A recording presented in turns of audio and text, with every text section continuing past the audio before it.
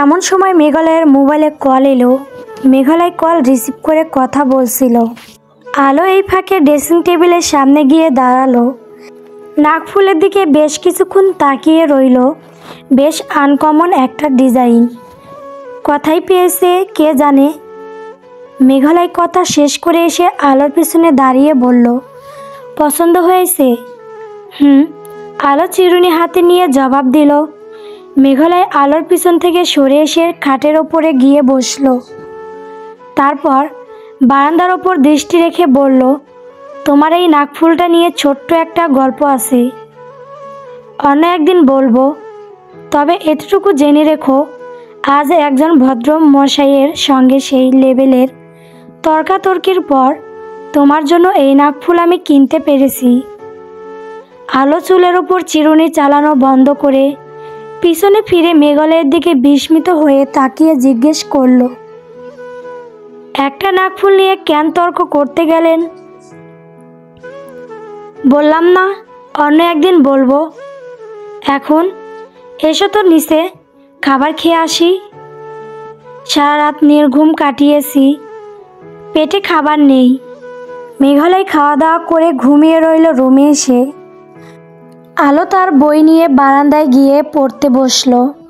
পুরো 1 ঘন্টা পড়াশোনা করার পর আলোর মাথা ধরে গেল। বই খাতা ঘরে এনে গুছিয়ে রাখলো টেবিলের উপর। তারপর গোসল সারল।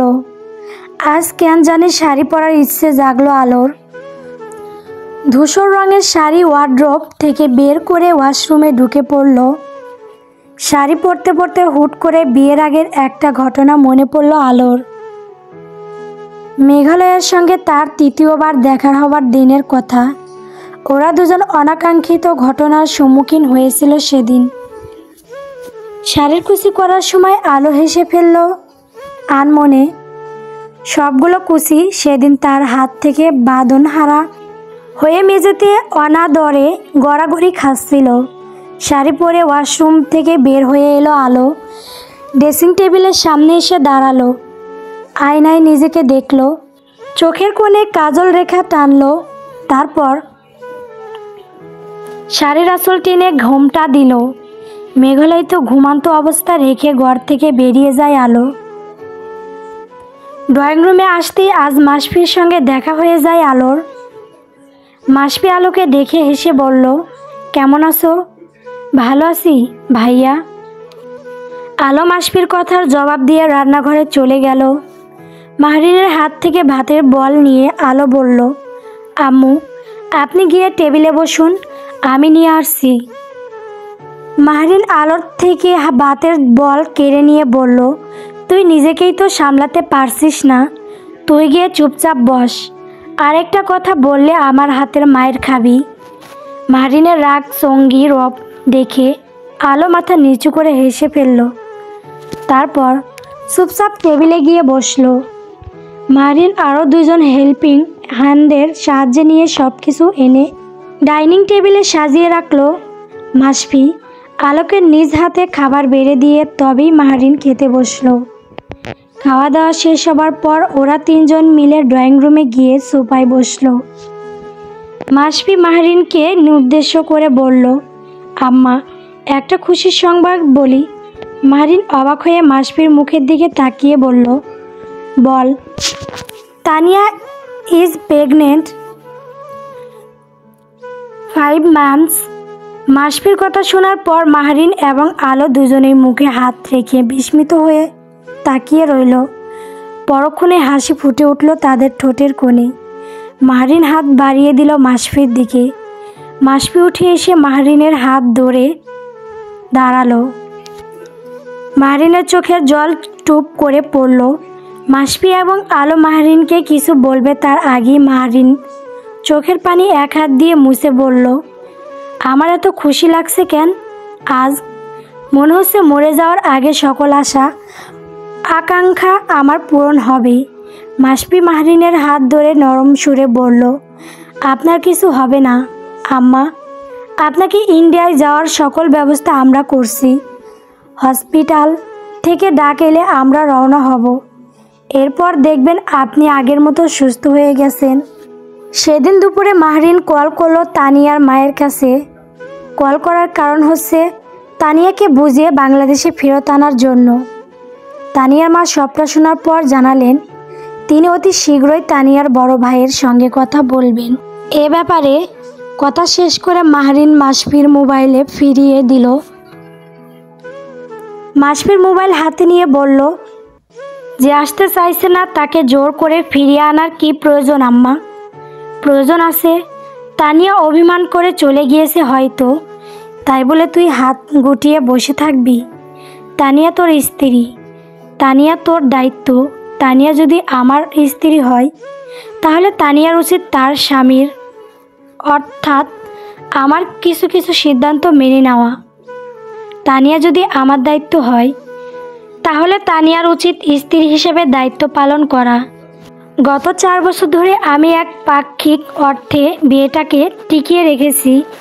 তানিয়ার কোনো এফোর্ট নেই, দায়িত্ব নেই, সম্মান নেই।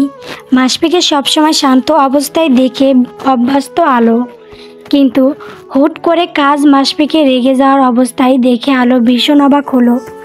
মাহরিন মাসফির কথাগুলো শুনে বেশ স্বাভাবিকভাবে বলল, ভালোবাসা আছে তো?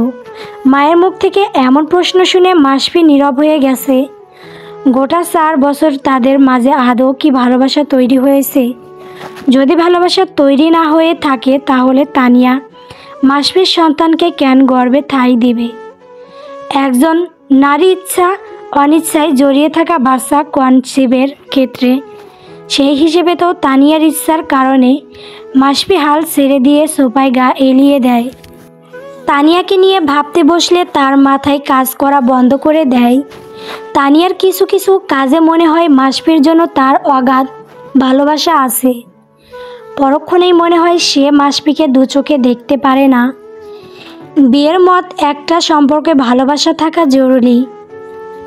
ভালোবাসা থাকলে বাকি সব কিছু ম্যানেজ করা যায়। সম্পর্কে দুজন মানুষ কখনোই এক পরিমাণে এফোর্ট দিতে পারে না। এখন যেই সঙ্গী এফোর্ট কম দিচ্ছে তাকে দেখে যদি অন্য সঙ্গী এফোর্ট দেওয়া বন্ধ করে দেয় তাহলে সম্পর্ক টিকবে কী করে? একজনের এফোর্ট, যত্ন, ভালোবাসা, সম্মান দেখে অন্যজন শিখবে। ভালোবাসা পেতে হলে আগে ভালোবাসার মানুষের যত্ন নিতে হবে। ভালোবাসার মানুষকে অযত্ন, অবহেলা, অসম্মান করে যাই হোক ভালোবাসা চাওয়ার মতো বোকামি করা যাবে না। মাহরিনের কথা শুনে মাসফি রেগে যায়। সোফা ছেড়ে উঠে দাঁড়ালো। তারপর বাসা থেকে বের হয়ে যেতে যেতে বলে গেল, আমাকে ভালোবাসার ফিলোসফি শেখানোর চেষ্টা করবেন না আম্মা, তানিয়াকে শিখিয়ে পড়িয়ে দেন।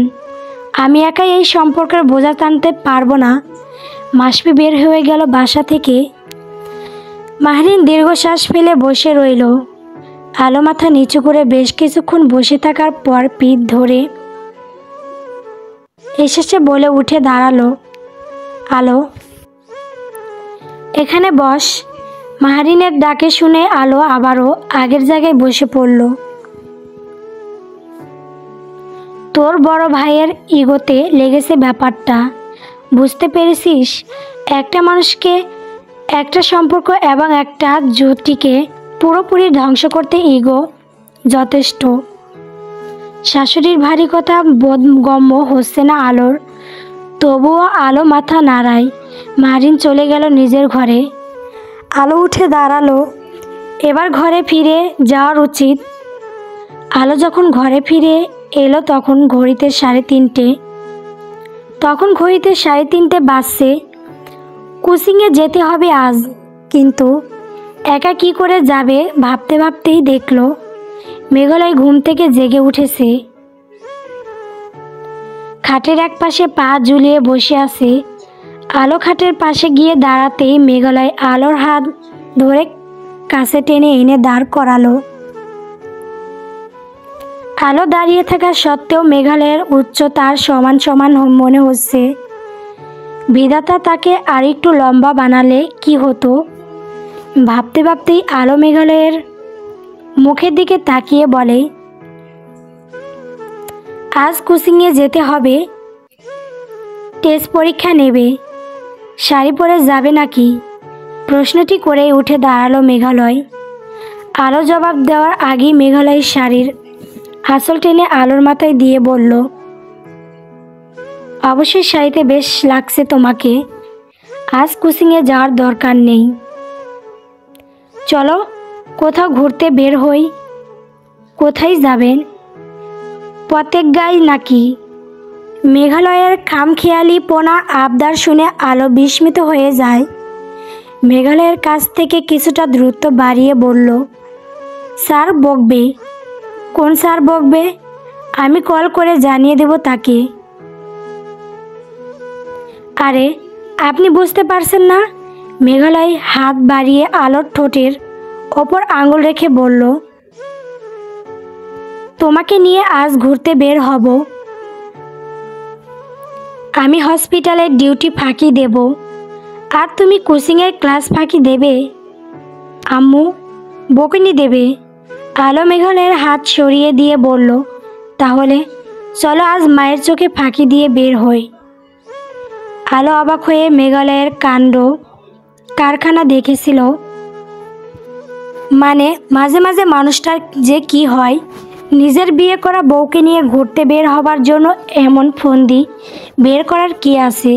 মারিন যখন নিজের ঘুমে কাতর, ঠিক তখন মেঘালয় একটা কালো রঙের পাঞ্জাবি পরল। তারপর মোবাইল পকেটে ঢুকিয়ে আলোর এক হাত তার সানগ্লাস ধরিয়ে দিয়ে অন্য হাত মুঠোয় আগড়ে ধরল। তারপর চুপি চুপি বের হয়ে এলো বাড়ি থেকে। গেটের সামনে এসে দাঁড়াতেই মেঘালয় আলোকে দাঁড় করিয়ে রেখে গ্যারেজের দিকে চলে গেল। মিনিট দুয়েক অতিক্রম হবার পর বাইকের শব্দ শুনে আলো পিছনে ঘুরে তাকাতেই দেখতে পেল কাব্যের বাইক নিয়ে আসছে মেঘালয়। গেটের বাইরে বাইক দাঁড় করিয়ে মেঘালয় আলোর দিকে তাকিয়ে বলল, সানগ্লাস দাও। আলো মেঘালয়ের হাতে সানগ্লাস দিল। সানগ্লাস চোখে লাগিয়ে মেঘালয় আলোর দিকে তাকিয়ে বলল, চলো বাবুর আম্মু। আজ বাবুর আম্মুকে নিয়ে চট্টগ্রাম শহরের অলিগলি চষে বেড়াবে। আলো মুচকি হেসে মেঘালয়ের কাঁধে হাত রেখে বাইকে উঠে বসলো। মেঘালয় লুকিং গ্লাসের আয়নায় ফুটে ওঠা আলোর প্রতিবিম্বের দিকে তাকিয়ে বলল, চলো পালাই মিসেস মিথ্যাবতী, তোমার শাশুড়ি তেড়ে আসছে। মেঘালয় সাই করে বাইকের গতি বাড়িয়ে ছুটল অজানা গন্তব্যের উদ্দেশ্যে। মাহরিন গেটের সামনে দাঁড়ানো অবস্থায় দেখল এই দৃশ্য। মাহরিন দারোয়ান দিকে তাকিয়ে হেসে ফেলল। গল্প মেঘের ওপারে আলো।